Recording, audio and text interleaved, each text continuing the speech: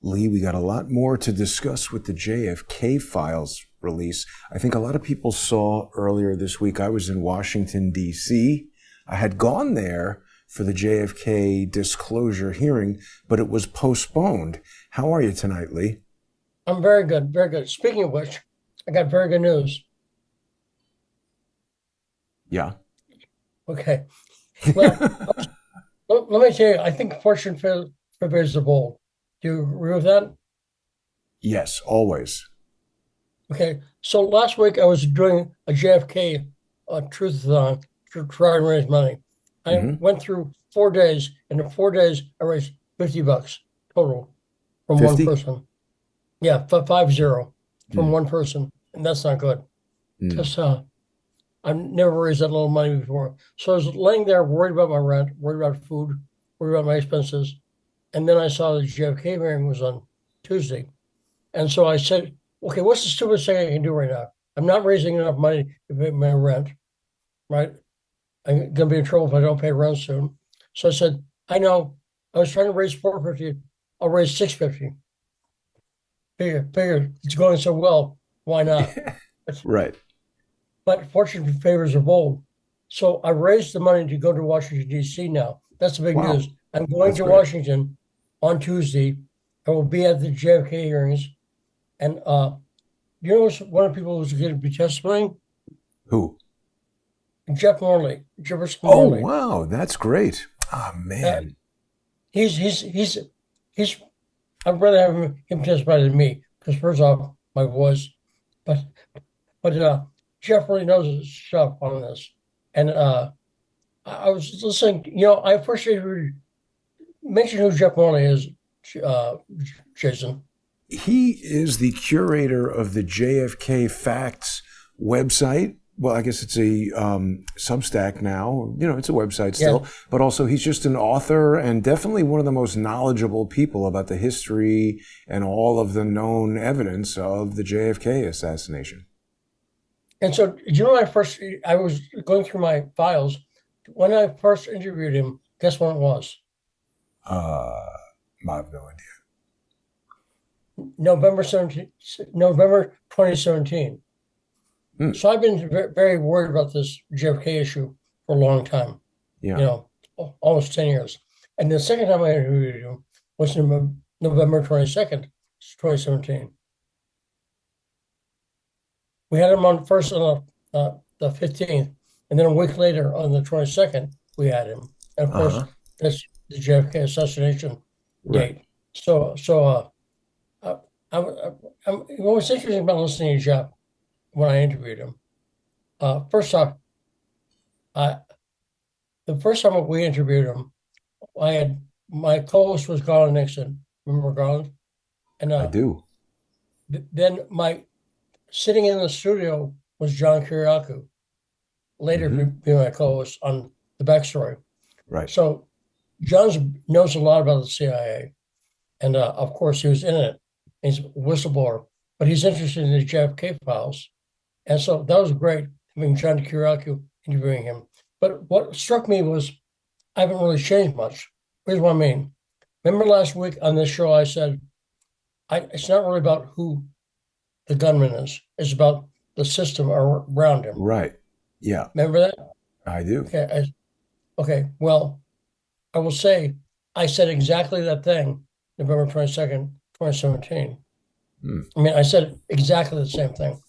Mm-hmm. My thinking, because by the time I had interviewed Jeff Morley in November 2017, I'd read his book, I read The Ghost.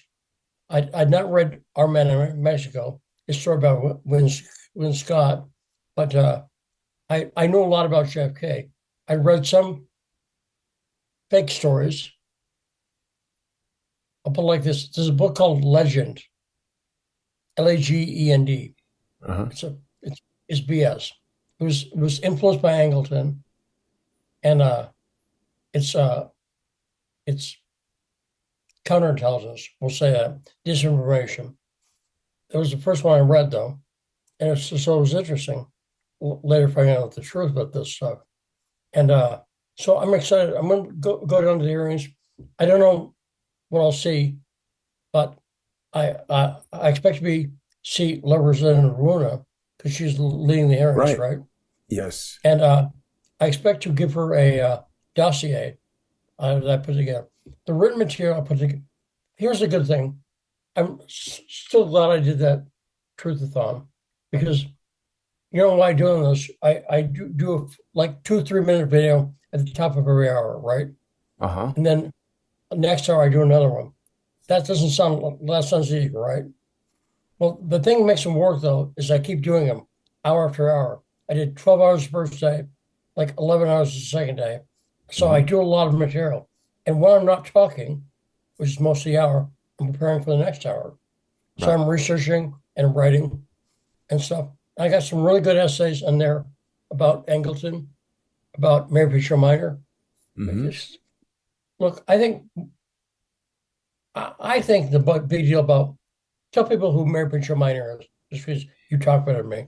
She was the wife of Cordmeyer, and she was also JFK's lover. And I think they were kind of experimenting with LSD and other stuff, and she was killed. She kept a diary, I believe, that was a subject of a lot of intrigue, right? Didn't Angleton steal the diary or is suspected of stealing it? Well, he kind of, I wouldn't call it stole, but yes, he stole it. Yes. Maybe she was dead. Can you steal someone's a dead person's diary? No. Who did the diary go to? I would say maybe her family, right? But her family okayed it. Her family's the one who had it given to Angleton. That's why I say I don't know if you could get him on theft, but it was Right. real. He did something strange with it, though. He took it. He took it. Yeah. Immediately went to take the diary. And Right. so Mary Meyer, first off, she was 100% JFK's lover. I mean, Yeah. that's not conjecture. That's not maybe. It was also He not wrote letters, disputed. There's books about it. right. Uh, he wrote letters to her, and do you know she has a sister named Mary Fisher Meyer.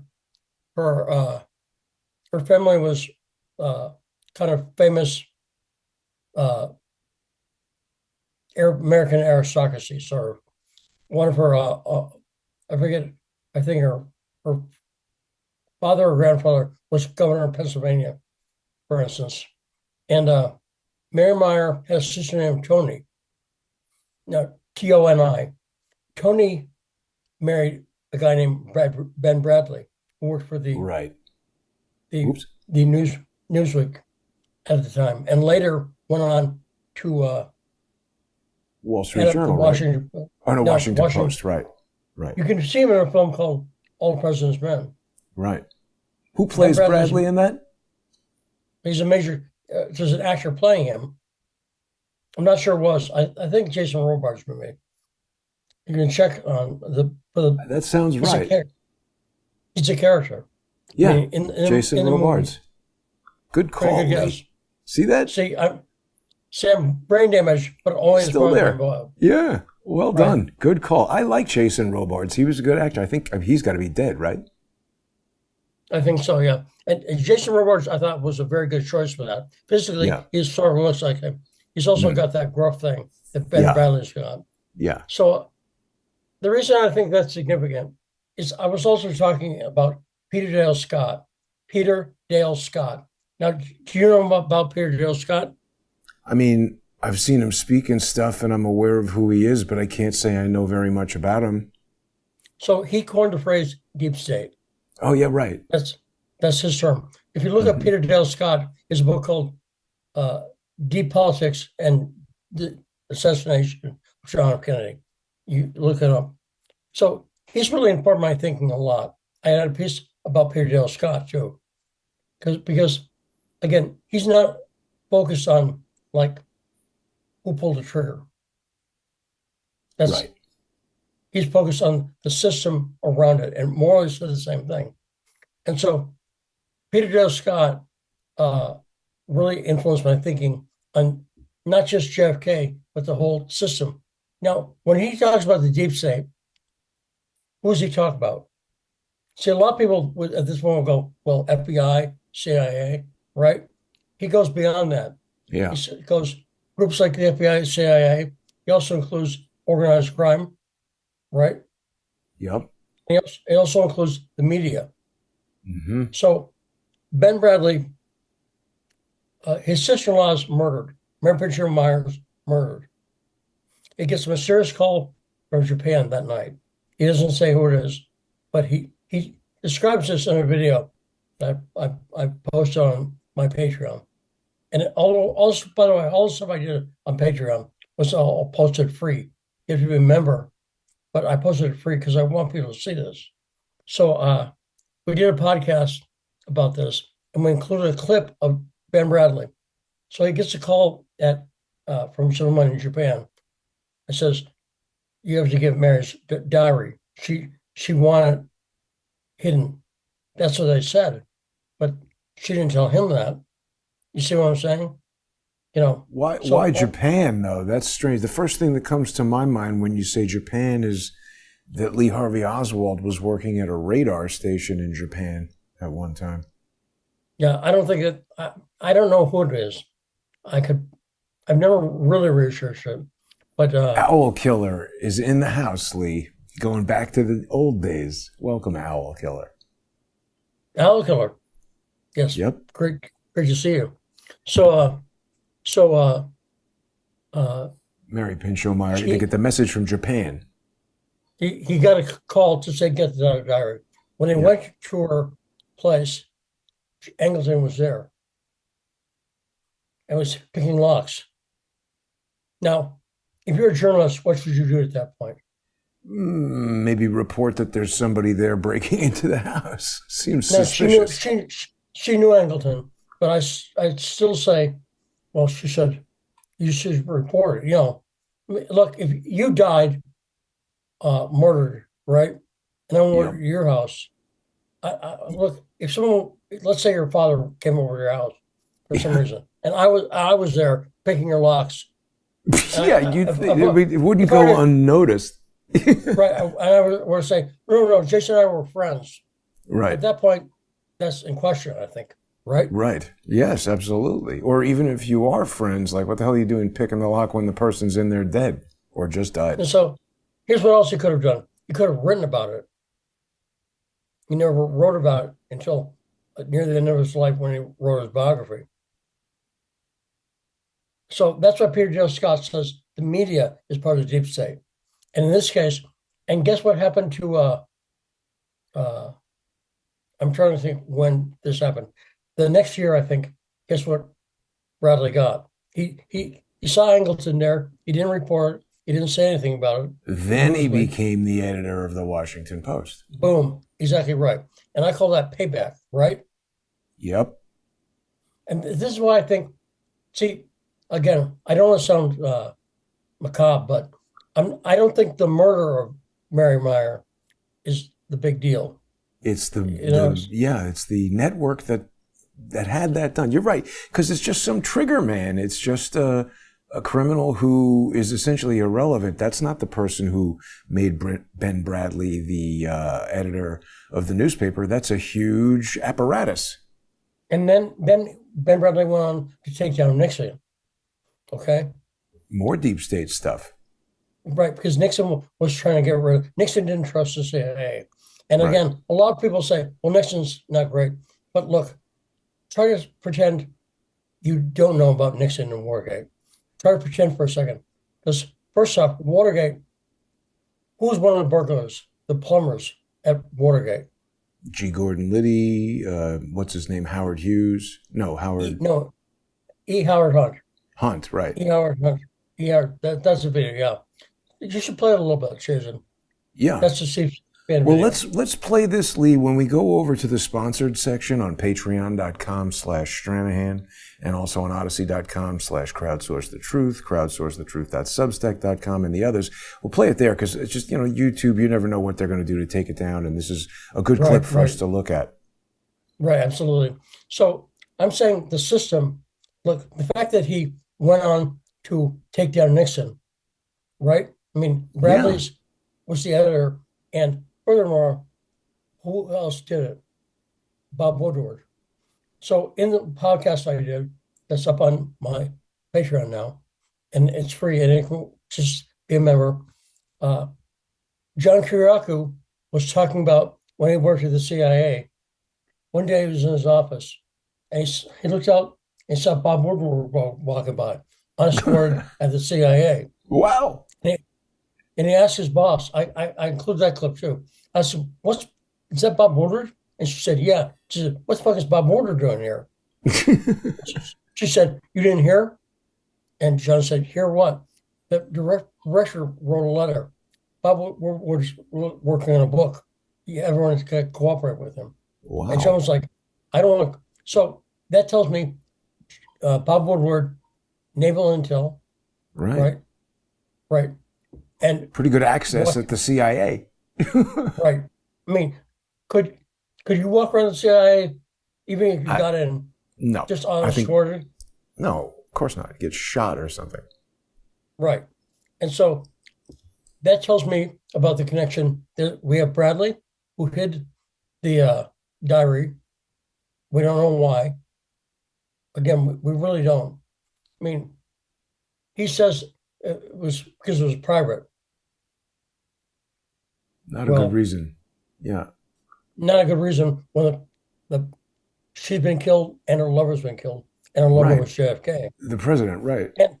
And one thing I say, I want to point out, this was not a Monica Lewinsky affair. It was not, he brought her in the room and was just, okay. No, it was like an ongoing relationship. Yes, they met each other in the 30s, I think 1939, when she was going to church school, and they're in prep school together. Yeah, weren't they like going to the prom or something like that? Yes, and she was kind of the one who got away, if that makes sense.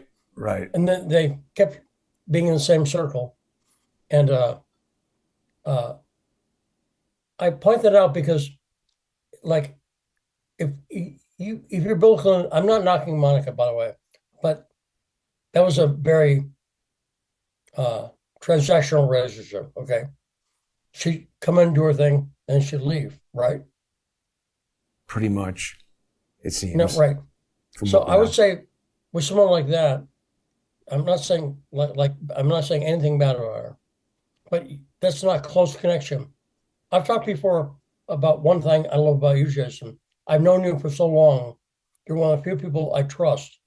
Doesn't mean we always agree, but I know you're not a setup. I mean, everyone else in Washington I met like 10 years ago, or 15 years ago. Right. So I only trust them so much. So she's someone who Kennedy'd known for decades, right? Right. And when they moved to D.C., actually, JFK and Jackie lived next door to Mary Meyer. Wow, that's so crazy. Mary Meyer used to go on walks with JFK. So I'm pointing out that they're close. Therefore, he's going through a lot of stressful stuff. This stuff with Israel. He was arguing with Ben Gurion about the Dimona nuclear plant. It was like again, that's confirmed. We know that for a fact. He was also fighting with the CIA.